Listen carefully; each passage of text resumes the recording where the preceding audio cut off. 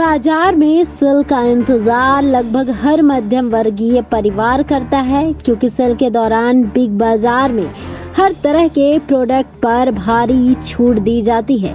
Company की tagline सबसे सस्ता सबसे अच्छा ने घर घर पहचान दिलाई, लेकिन रिटेल किंग कहे जाने वाले किशोर बियानी अब अपने इस कारोबार को मुकेश अंबानी के हाथों बेच दिया है। किशोर बियानी एक सफल भारतीय कारोबारियों में गिने जाते हैं। साल 2019 से पहले उनका कारोबार तेजी से फैल रहा था। किशोर बियानी का फ्यूचर ग्रुप वित्तीय संकट में इस साल की शुरुआत में आया। यह तब हुआ जब फ्यूचर रिटेल कर्ज के भुगतान में फेल हो गई। इसके बाद बैंकों ने कंपनी के गिरवी रखे शेयरों को जब्त कर लिया। साल 2019 में फोर्ब्स की लिस्ट में किशोर बियानी 80वें नंबर के सबसे अमीर बिजनेसमैन थे, लेकिन अब कर्ज उतारने के लिए उन्होंने अपना बड़ा कारोबार Reliance retail and fashion lifestyle limited को 24,713 करोड़ रुपए में बेच दिया है। इस डील के साथ ही किशोर बियानी के ऊपर रिटेल किंग का तमगा भी हट जाएगा।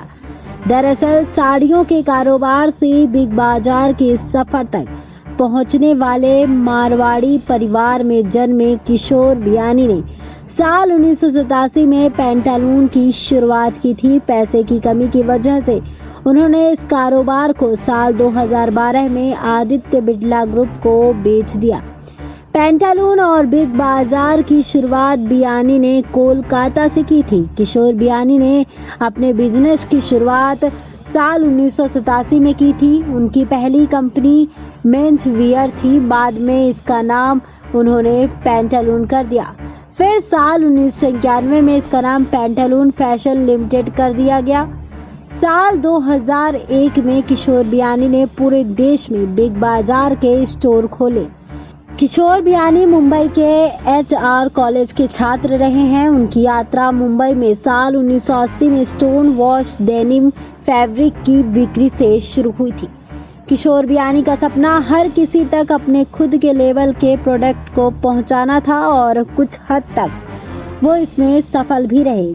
कोलकाता से 26 साल की उम्र में पैंटालून से शुरुआत करने वाले बियानी ने 59 साल की उम्र में अब सारा कारोबार रिलायंस के हाथों बेच दिया।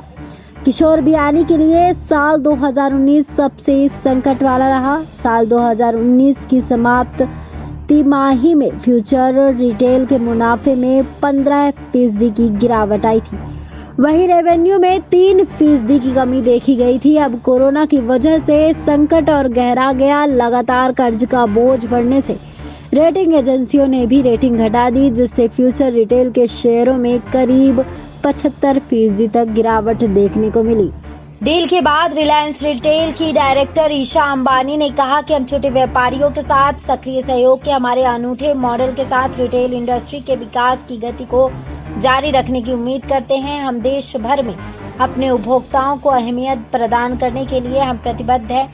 इससे रिलायंस फ्यूचर ग्रुप के बिग बाजार, इजी डे और FBB के 1800 से अधिक स्टोर्स तक पहुंच बनाएगी, जो देश के 420 शहरों में फैले हुए हैं। रिलायंस और फ्यूचर रिटेल के बीच इस डील की शुरुआत इसी साल शुरू हुई थी।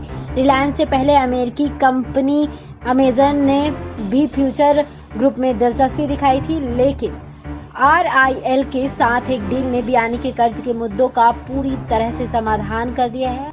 अब इस डील के बाद किशोर बियानी को अपने ऊपर से सभी कर्ज को उतारने में मदद मिलेगी और आने वाले दिनों में फिर कुछ नई शुरुआत कर सकते हैं। जानकारी सूत्रों एवं सूत्र स्रोत से प्राप्त है। इस जानकारी पर आपकी क्या राय है, कमेंट बॉक्स में कमेंट कर जरूर बताएं। बाकी तमाम जानकारी के लिए बने रहे हमारे साथ। SPL9 न्यूज़ रूम से श्रुति की रिपोर्ट।